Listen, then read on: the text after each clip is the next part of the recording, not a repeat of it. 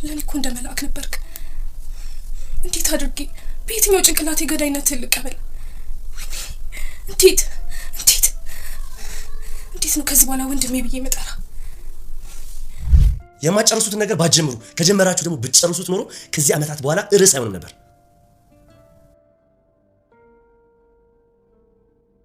ተገቢ የሚባለው ማስረጃ አሰባስባችሁ ከሱ በላይ ሆናችሁ እርቅ ማውረድ ማችሉ ከሆነ ግደሉት። ያንን ማድረግ ካልቻላችሁ ተውት።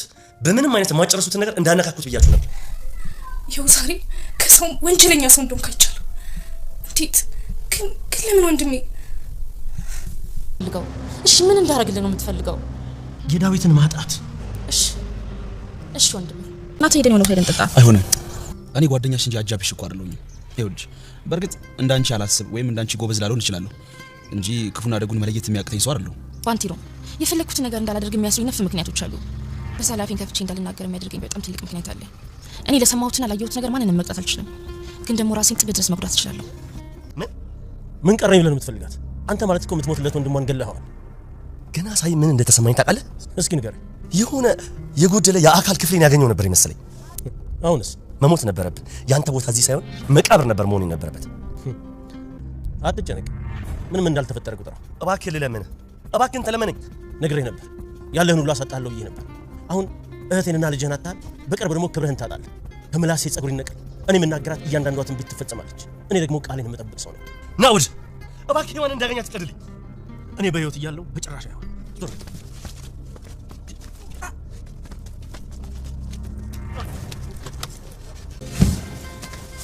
ምን ሆነ? ምን ተፈጥሮ?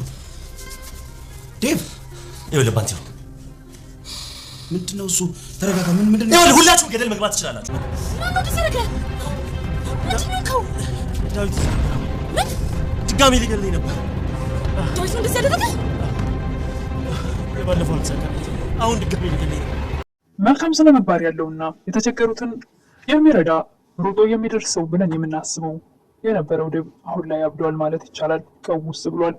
ባንቲሮ ምንድነው የሆንከው? ወንድሜም ተፈጥሮ ነው በሚለው ሰዓት እባክህ የምኖረው እንጂ የምናገረው ህይወት የለኝም። ስለዚህ እንኳን አንተ አለችኝና ትረዳኛለች ብዬ የማስባት ሔዋን እንኳን ከአጠገቤ ሄዳለች።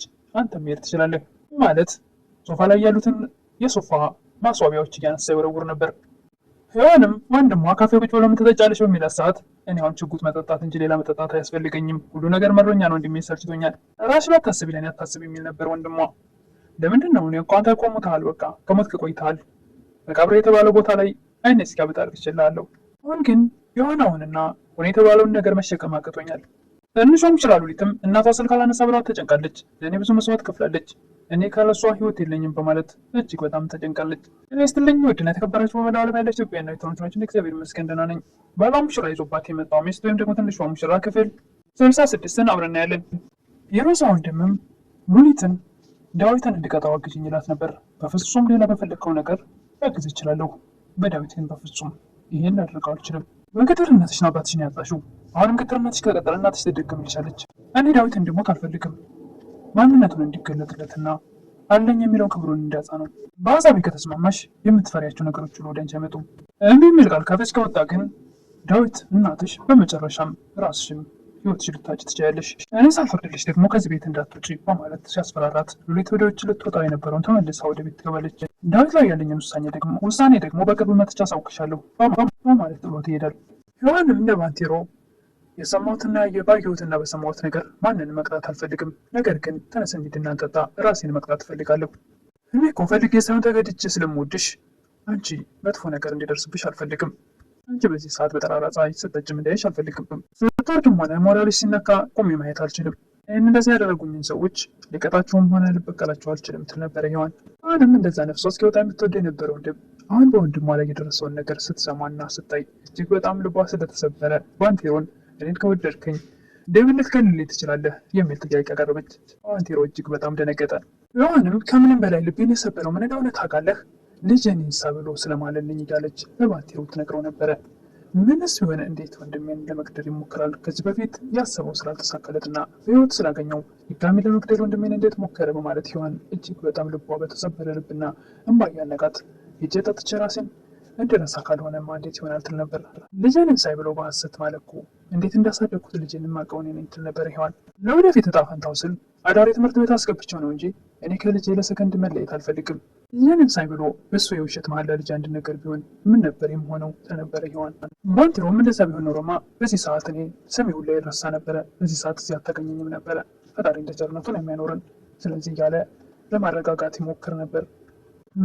ይህም ከሰዎች ጋር ስልክ ደውሎ እሱን ለምን እንዲተርፍ አደረጋችሁ? ግደሉት፣ አሁንም ከእኔ ተለይቷል በማለት ዴብ በስልክ መልእክት ሲያስተላልፍ ስለሰማች እጅግ በጣም ተጨንቃ ክፍሏ ውስጥ ሆና ታነባ ነበር። ሉሊት እኔ እኮ እንደ መልአክ ነበር የማይህ እንዴት ከዳይነት ክልመን እያለች እጅግ በጣም ስታወራ ስታወርድ ነበር። በኋላ እንዴት ነው እኔ ወንድሜ ብዬ ልጠራ የምችለው እያለች ሉሊት ታነባ ነበር። ዴብም ባንቴሮን ሁላቸውን ፊታችሁን አዙራችሁብኛል፣ ነገር ግን ናኦል ላይ ስለሆነው ነገር እንጂ እኔ ላይ በምክንያት ይሄ ነገር እንደተፈጠረ ምንስ በምክንያት ልታደርግ ቻለክ ብሎ የጠየቀን ሰው የለም የነበረ ዴብ። ባንቴሮም እኔ እኮ አንተ ልገልህ ነበር፣ ሮዛም እኮ ተገለህ ሬሳ ጫካ እንድጣል አዛቸው ነበረ። በስተ መጨረሻም ሁለት ወጣቶች ልክ አንተን እንዲገሉ አዛ ነበር። ይህን ሁሉ እነዛ ሰዎችም አንተን እንዲገሉ የከፈለቻቸው ሮዛ ነበረች አሉ። ከሷ ውጭ ማንም ሊያደርገው እንደማይችል አውቃለሁ። ምን ነበር ሀሳብህ? ያንን ሁሉ በይቅርታ በቀሉ ለፈጣሪ ሰጥቼ አልፌዋለሁ የነበረ ዴብ። ታዲያ ያን ሁሉ በይቅርታ ካለፍከው ምንም የማያውቀውን እኛን ያንን ሁሉ ይቅር ካልከን የማያውቀውን ንጹህ ናኦድን ለምን ልታስገድለው ሞከርክ? ናኦድ የምትተርክልኝ እናንተ የምትለው ነገር ሆን የማያውቀው ዴብ በፍጹም አንድ አይነት አይደሉም። ሔዋንና ወንድሟም ካፌ ቁጭ ብለው ምን ትጠጫለሽ፣ ምን ልዘዝልሽ በሚላት ሰዓት ሽጉጥ ነው የምፈልገው ስራት ያጅ በሚላት ሰዓት እባክህ ሁሉ ነገር ስልችት ብሎኛል፣ መቋቋም አልችልም። እሱ ወንድምሽል ነበረ ወንድምየው ለእኔ እኮ እንደሞትክ ነህ መቃብር ላይ እኔ እስኪገለባበጥ አልክቻለሁ። ወንድምየውም ለምን ነበር ያለቀሽው ነበር መልሱ። ለምንድን ሰው የሚያለቅሰው? እኮ ስለ ሰው ሳይሆን ስለ ራስሽ ነው የጠየኩሽ። አሁንና ስለተለየህ ነበር ያለቀስኩት እኔ። ስለዚህ ስላጣስና ደግሞ በህይወት ስላለሁ ስለተመለስኩልሽ በአካል ስለተገናኘን መደሰት ነበረብሽ። በዚህ ሰዓት እኔ እኮ ምን እንደማስብ አላውቅም ነበር የሔዋን መልስ። እዛ ያልኩት ሰው ያለሽ ስሜት እኮ ለእኔ ርቡ የለሽም። ምናልባት ያኔ ሞቼ ብለን ይሻልሽ ነበረ ማለት እኮ ወንድምሽን የገደለ ሰው ነው። አለም ሞቴን በህይወት መኖሬን አትይ። ወንድሜም እንዳደርግልህ ነው የምፈልገው ትል ነበር ሔዋን። እኔ አካል ጉዳተኛ ነኝ፣ ምንም ማድረግ አልችልም። ስለዚህ ቃሌን የምትመልስልኝና የፈሰሰው እንደምን የምትመልስልኝ እህት አለችኝ ብዬ በር እሻ ምንድን ነው እንዳደርግልህ የምትፈልገው ትል ነበረ ሔዋን። የዳዊትን ማጣት ዳዊትን ባዶ ማድረግ ነው የምፈልገው። እሺ ካልሽኝማ በዚህ በሚያማልል ውበትሽ አፍዝዘሽ ሀብት ነው ጠቅላላ ንብረቱን በእጅሽ ማስገባት አለብሽ።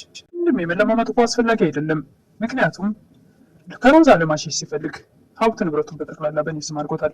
ወንድምየውም ሳይታገሉ ማሸነፍ በማለት እጅግ ደስ ይለዋል። ሉሊትም እናቴ ስልክ አታነሳም፣ እናቴን አጥቼ እኔ መኖር አልችልም፣ እናቴን የዚህ ደረጃ እንድደርስ ብዙ መስዋዕትነት ከፍላለች።